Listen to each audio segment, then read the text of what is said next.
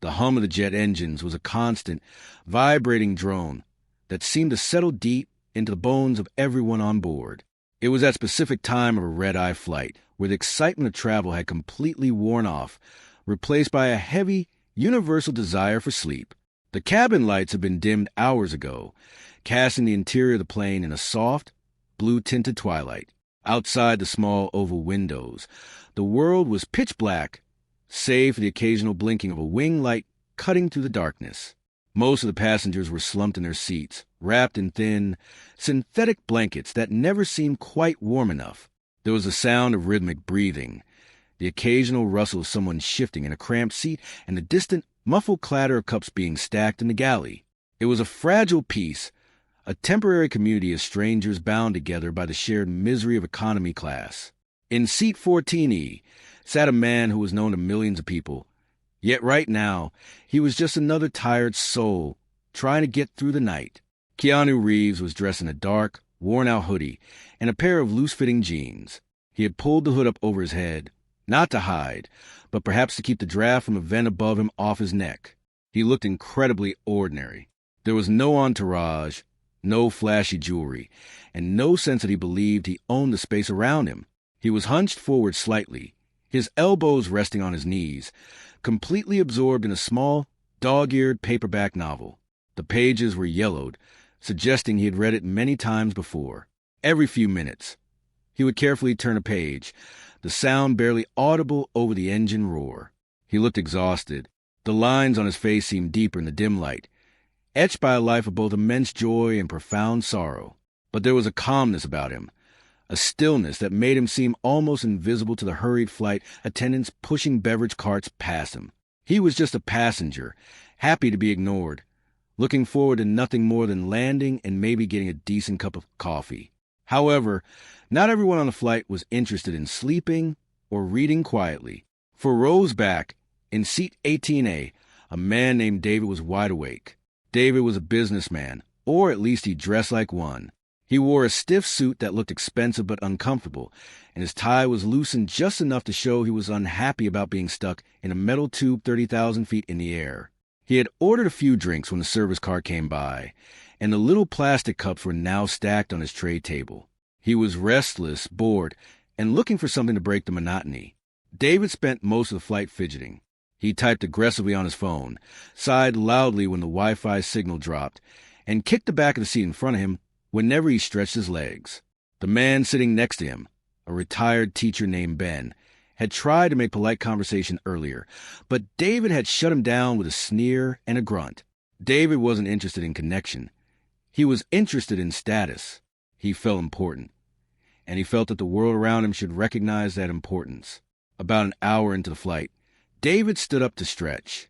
He cracked his neck loudly, ignoring the dirty looks from the passengers trying to sleep nearby, and paced a bit in the small galley area near the restrooms.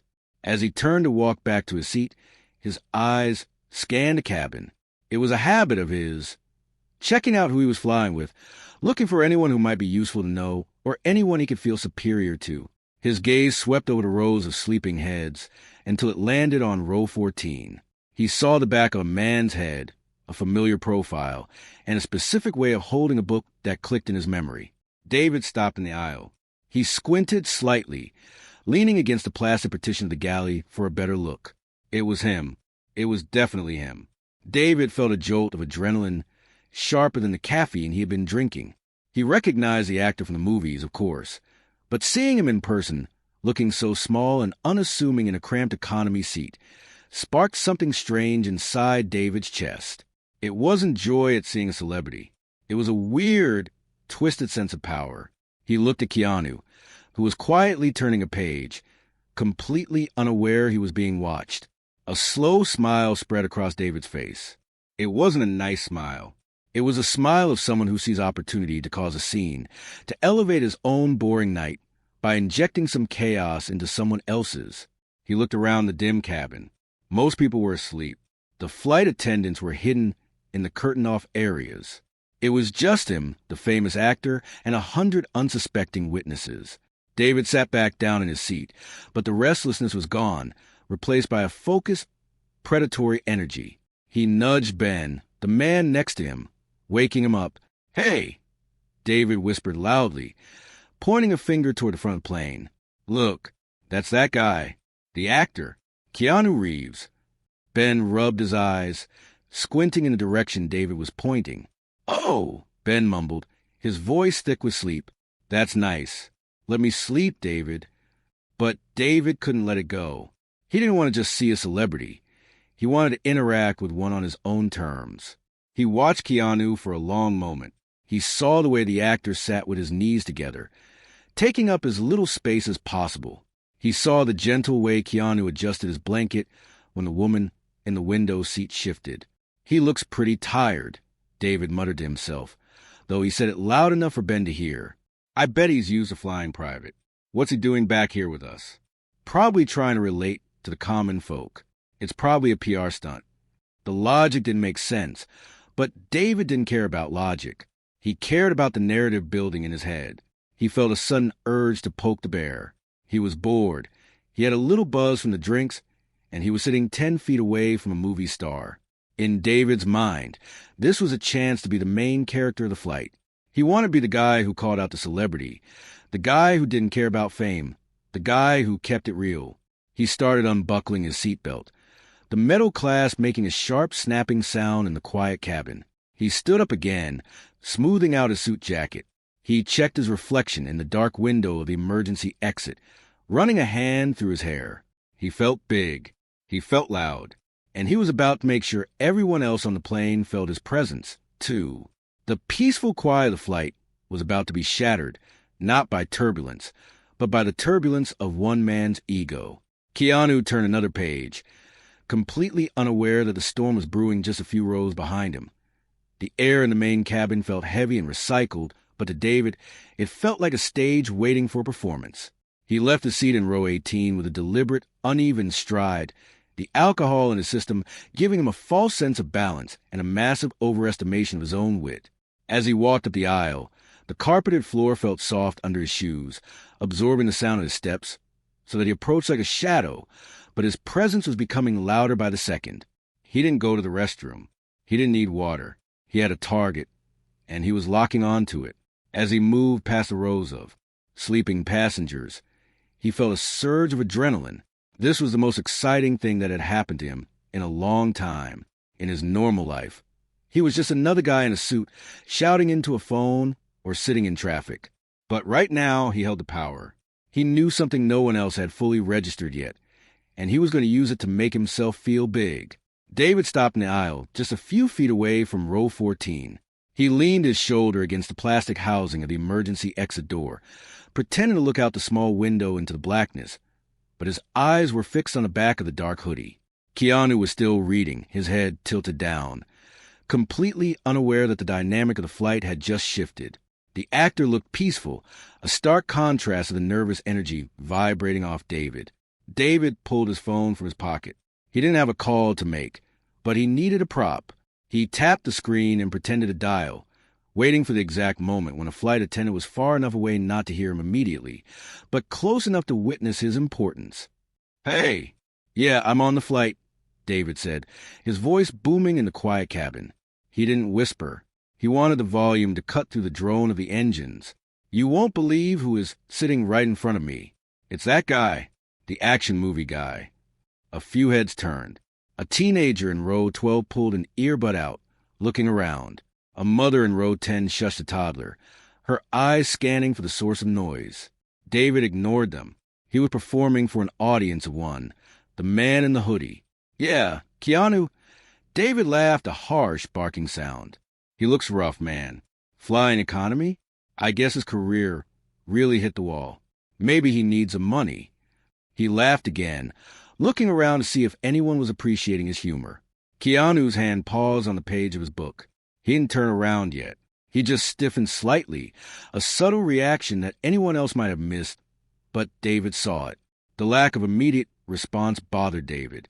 He wanted the actor to turn around. He wanted acknowledgement. He wanted to see that flicker of recognition, maybe even annoyance. The fact that Keanu was trying to ignore him felt like a brush-off. And to David's intoxicated ego, a brush-off was an insult. He ended the fake call abruptly and shoved the phone back into his pocket. The pretense was over. He took 2 steps forward and stood directly in the aisle, right beside Keanu's seat. He loomed over the row, blocking out the light from the galley. The woman in the window seat, an elderly lady who had been dozing, opened her eyes and looked alarmed at the large man standing so close. Keanu finally closed his book. He took a slow breath, placed a novel on his tray table, and turned his head. He didn't look angry. He didn't look scared. He looked up with a neutral, almost tired expression, his eyes meeting David's gaze. "Can I help you?" Keanu asked. His voice was quiet, raspy, and polite. It was the voice of someone who didn't want any trouble. David smirked. He had finally gotten the reaction he wanted. He straightened his jacket, puffed out his chest, and looked down at the actor. "I was just telling my friend." David started, his voice loud enough for the surrounding 3 rows to hear clearly. "I'm surprised to see you back here. I thought for sure someone like you would be in first class. Or maybe on a private jet. What happened? Did you spend all your money?" The elderly woman in the window seat shrank back against the wall, clearly uncomfortable. She looked at Keanu with concern, but Keanu just glanced at her briefly, offering a tiny, reassuring nod that he was okay, before looking back at David. "I prefer to fly like everyone else," Keanu said simply. He didn't defend his finances. He didn't list his charity work. He just stated a fact. "It's quieter usually." David scoffed. He crossed his arms over his chest. "Quieter? It's just cheap. That's what it is." He leaned in closer, invading Keanu's personal space, bracing his hand on the back of the seat in front of Keanu, boxing him in. "I saw your last movie, too. My kid dragged me to it. To be honest, you weren't that great. I don't get the hype. You just kind of mumble and punch things." A few more passengers were waking up now. The mood in the cabin was shifting from sleepy to tense. People were whispering. "Is that Keanu Reeves?" A young man whispered across the aisle. "Who is that yelling at him?" replied his girlfriend.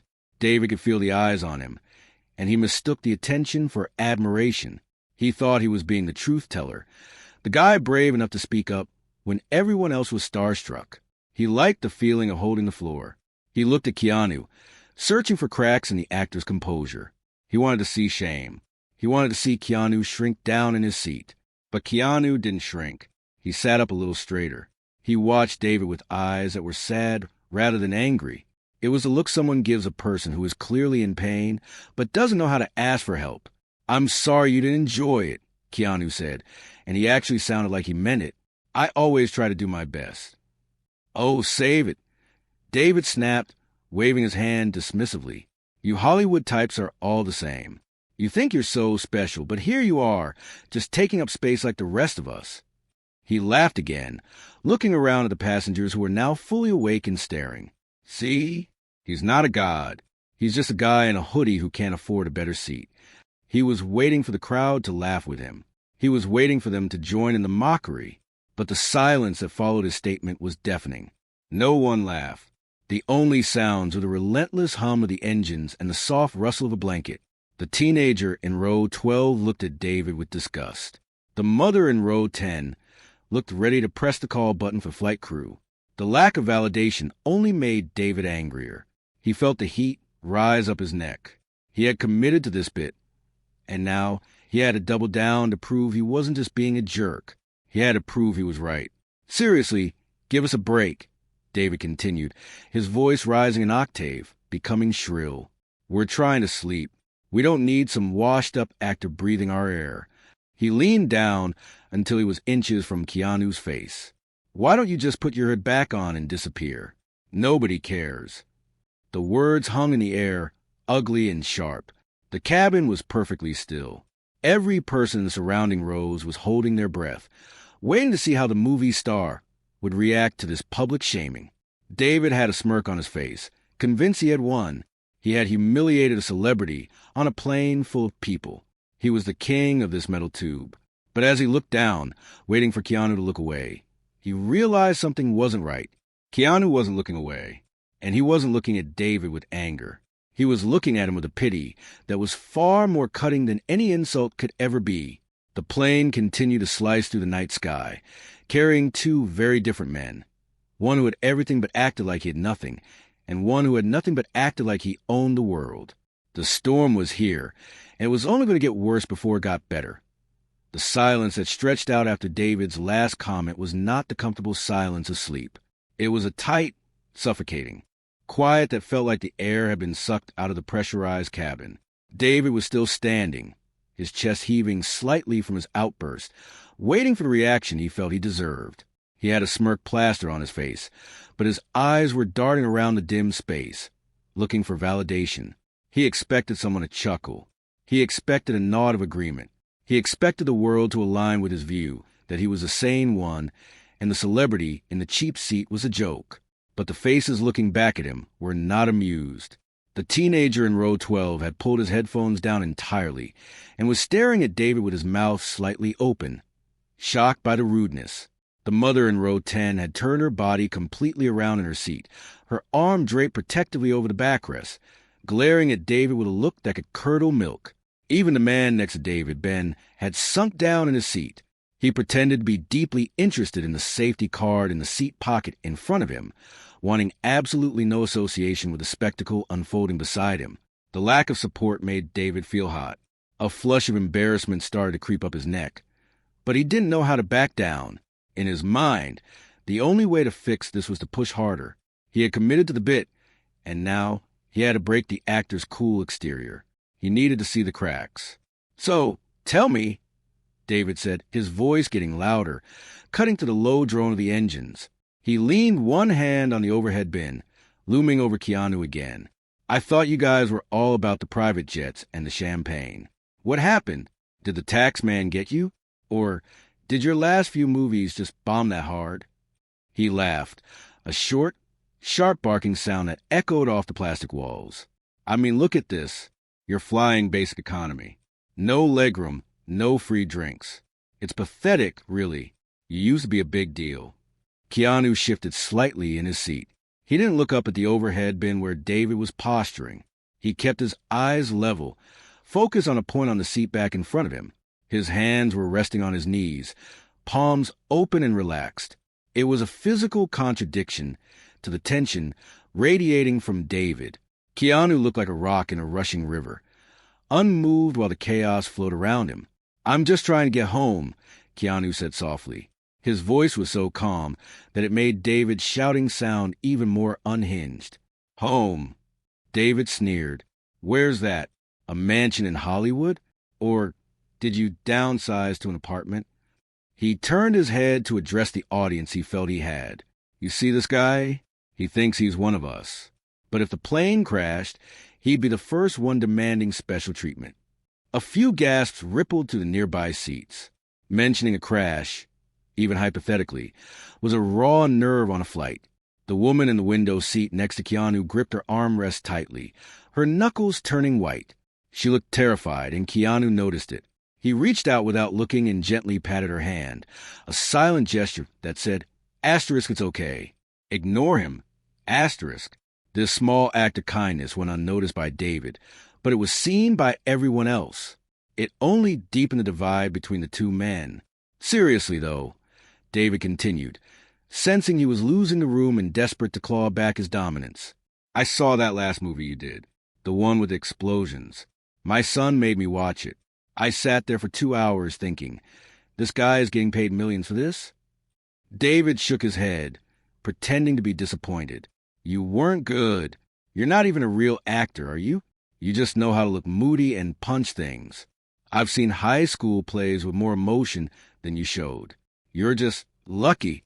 You got a pretty face, and you got lucky. But luck runs out, doesn't it?"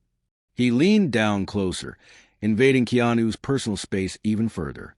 The smell of stale alcohol and cologne wafted off David. "Looks like yours ran out. Now you're just a guy in a hoodie taking up space."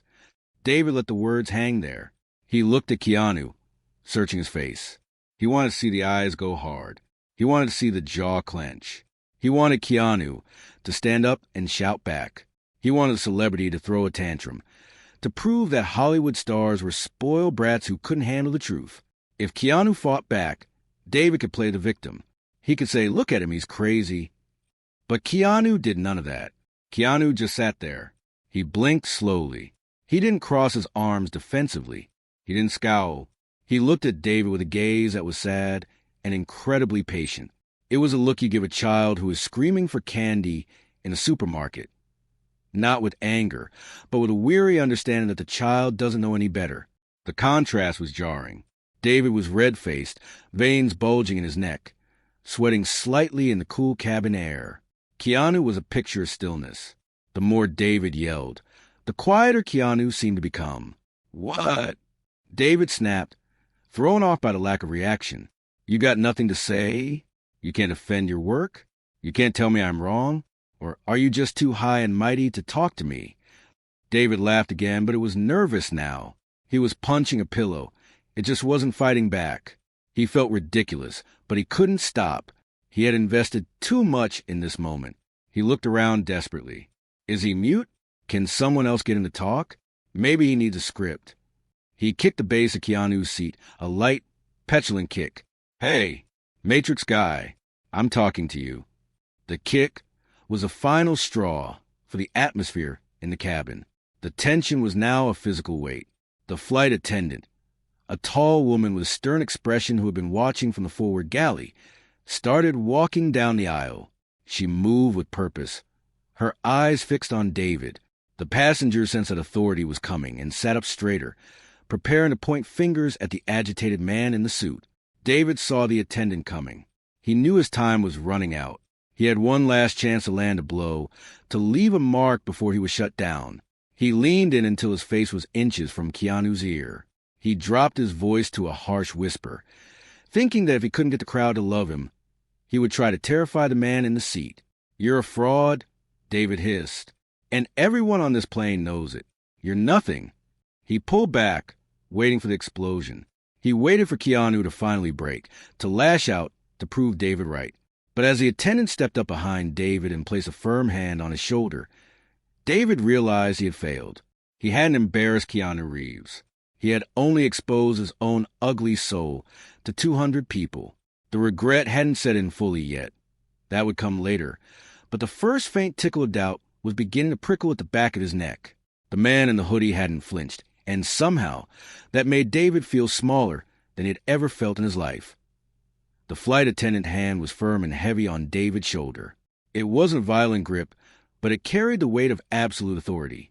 David flinched, spinning around so quickly that he nearly lost his balance.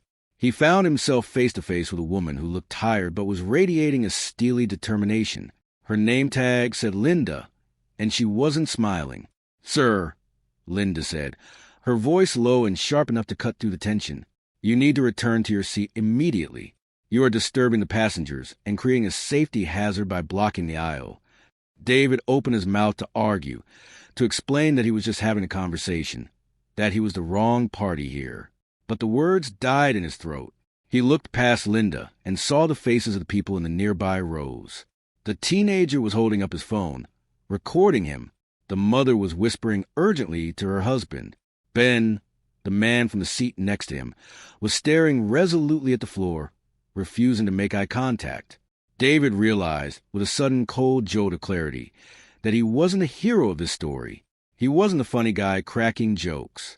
To everyone else, he was a drunk jerk harassing a quiet passenger who was just trying to read a book. The realization made his stomach churn, but his ego was still bruised and thrashing around like a caught fish. "I was just talking," David mumbled, his voice losing its booming edge.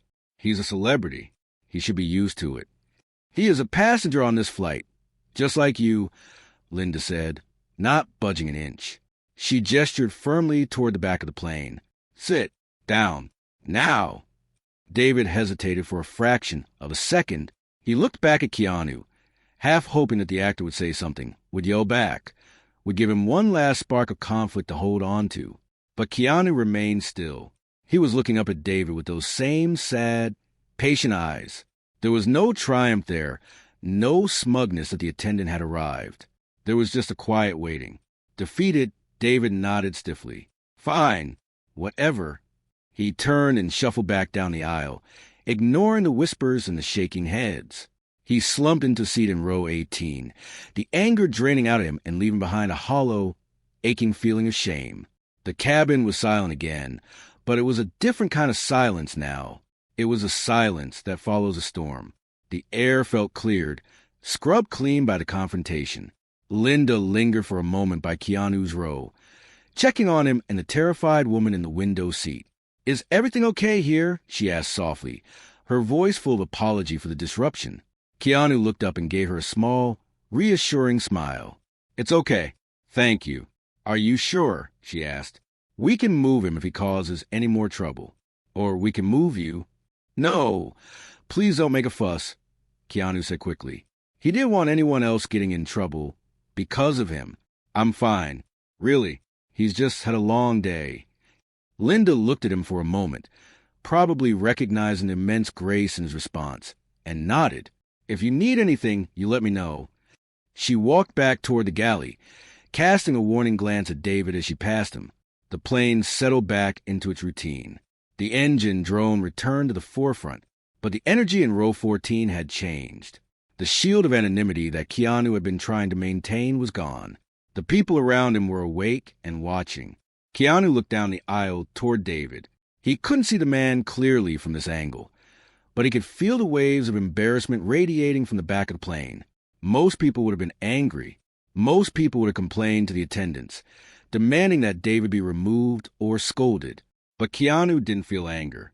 He felt a strange sort of pity. He saw a man who was clearly unhappy with himself try to make himself feel bigger by making someone else feel small. Keanu reached down to the small bag at his feet. He rummaged around for a second and pulled out a packet of cookies. It was just a simple store-bought chocolate cookie, something he had bought at the airport before boarding. He had been saving it for a snack later. He stood up.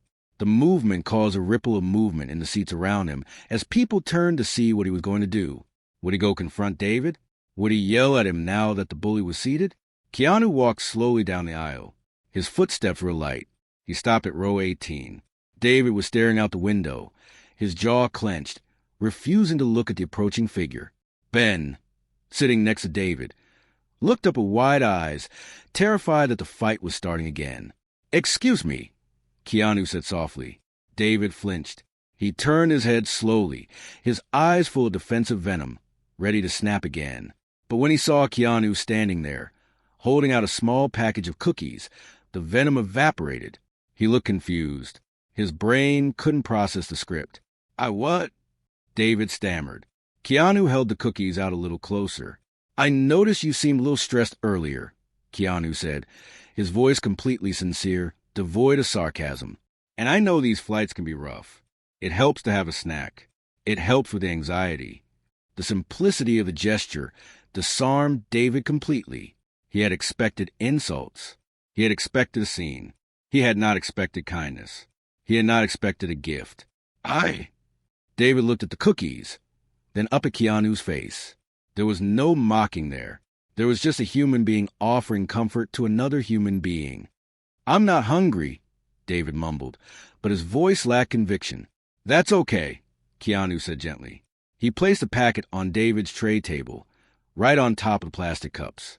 "You can save it for later, just in case." David looked at the package. It was such a small, insignificant thing, a 50-cent cookie. But in the context of what had just happened, it felt massive. It was an act of forgiveness that David didn't deserve, and he knew it. He felt the weight of his own behavior crashing down on him. He saw himself reflected in Keanu's eyes, not as a villain, but as someone who was struggling, and that was somehow worse. If Keanu had fought back, David could have hated him. But by being kind, Keanu had taken away David's anger, leaving him alone with his shame. "Thank you," David whispered. The words were so quiet they were almost swallowed by the engine noise. He couldn't look Keanu in the eye anymore. He looked down at his hands. "You're welcome," Keanu said. He nodded at Ben, the neighbor, and then turned to walk back to his seat. The journey back to row 14 was like a victory lap, but a humble one. As he passed the rows of passengers, people didn't stare with judgment anymore. They looked at him with wonder. The teenager lowered his phone. The mother smiled at him, a genuine, warm smile.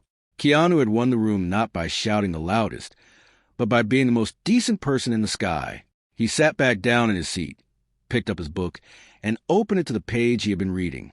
Behind him, David sat in the dim light, the package of cookies sitting untouched on his tray table. He felt smaller than he ever had in his life. But for the first time that night, he was quiet. The blue-tinted twilight of the cabin remained unchanged, but everything else had shifted. David sat in his seat, staring at the silver packet of cookies resting on his plastic tray table. It was a tiny, insignificant thing, really. Just 2 chocolate wafers wrapped in crinkly plastic, with a price tag of probably less than $1. But to David, it felt heavy. It felt like it weighed a ton. He touched the edge of the package with his finger, tracing the corner. The shame that had started as a small prick in his neck now washed over him completely. Cold and unavoidable. He replayed the last 20 minutes in his mind, but this time, he wasn't seeing it through his own ego-tinted glasses. He saw himself as the others must have seen him, loud, aggressive, and small. He saw a drunk man bullying a quiet stranger just because he could.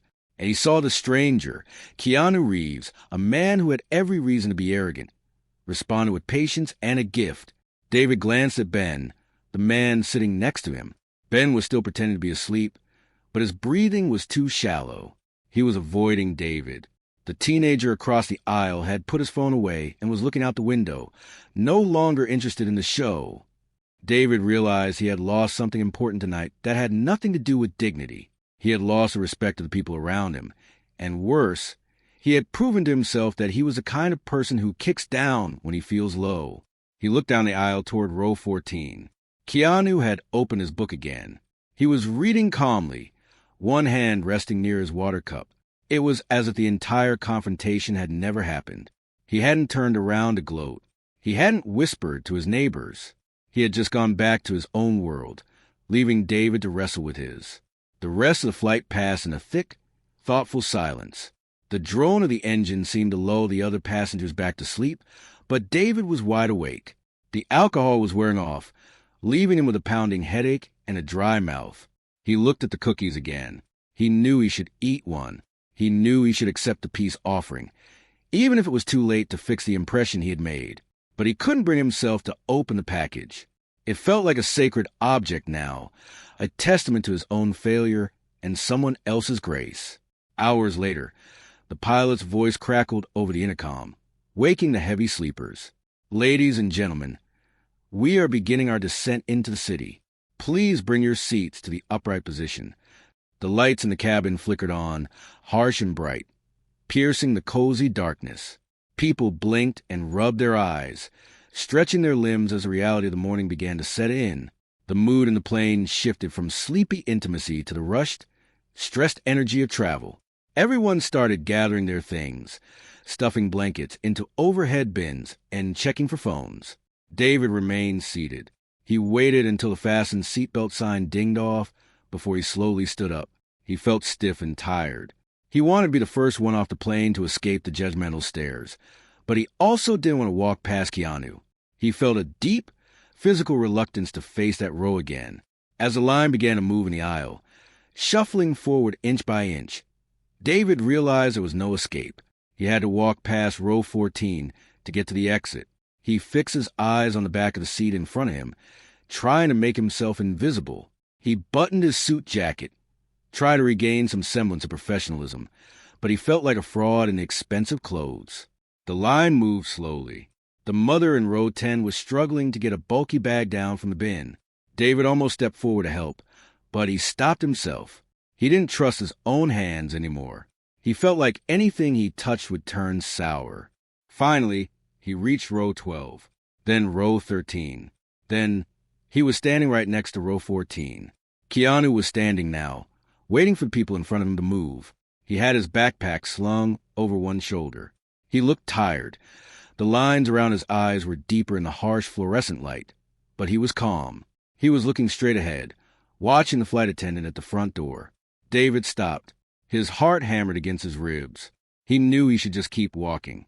He should get off the plane and disappear into the airport and never think about this night again. But his feet felt like they were glued to the carpet.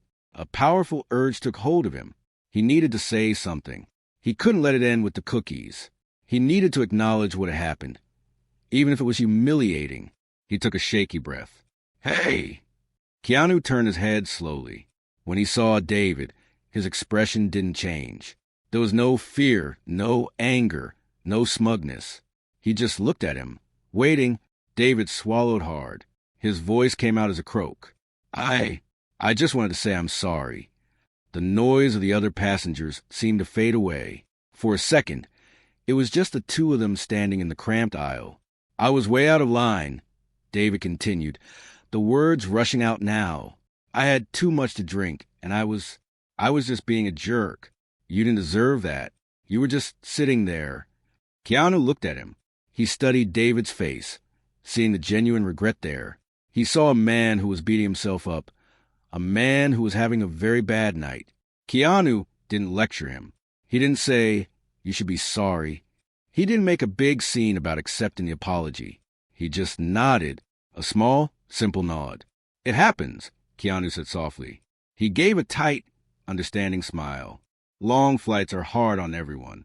We all have our moments. Don't worry about it." David felt a lump form in his throat. The forgiveness was so effortless. It wasn't just that Keanu was letting him off the hook. It was that Keanu was refusing to hold on to the negativity. He was treating David's outburst like a spilled drink. Annoying, but not worth ruining the trip over. "Thanks," David whispered. He felt tears stinging his eyes, which shocked him. He hadn't cried in years. He quickly looked away, clearing his throat. "Enjoy your stay." "You too," Keanu said. The line moved forward. David walked a few steps to the forward galley. As he passed the flight attendant, Linda, he couldn't even look her in the eye.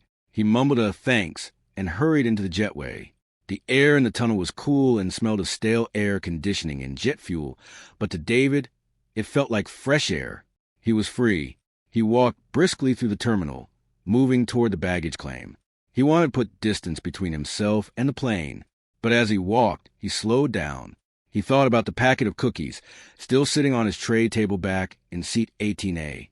He had left them there. He stopped near a large window overlooking the tarmac. The sun was starting to come up, painting the sky in shades of orange and pink. Ground crew members in reflective vests were scurrying around the massive metal bird. It was a new day. David watched the other passengers from his flight streaming out of the gate. He saw the teenager with the headphones, the mother with the child, and Ben, the man from the next seat.